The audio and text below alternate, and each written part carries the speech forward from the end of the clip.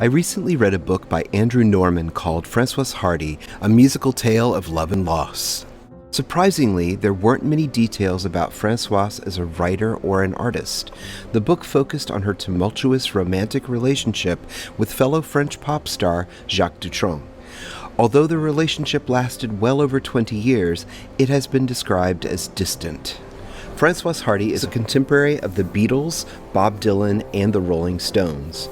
These artists publicly expressed admiration for Françoise and all met her in the mid-60s. Françoise loved rock and roll, and like the Beatles and other UK groups, tuned into Radio Luxembourg, based in the country of Luxembourg, which, after 1954, was controlled by a British company.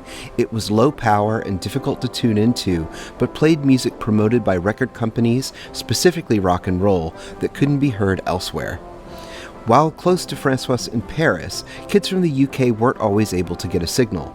To give some context, Radio Luxembourg was here, the Beatles were here, and Françoise Hardy was here. While the Beatles and Liverpool acts tended to favor American R&B, some of Françoise's early favorites included big ballads and songs of teenage heartbreak, which she would transform into her own atmospheric style. As her career evolved, Françoise's complicated relationship with fellow French pop star Jacques Dutronc became the basis for many of her transcendently joyful and despairing ballads.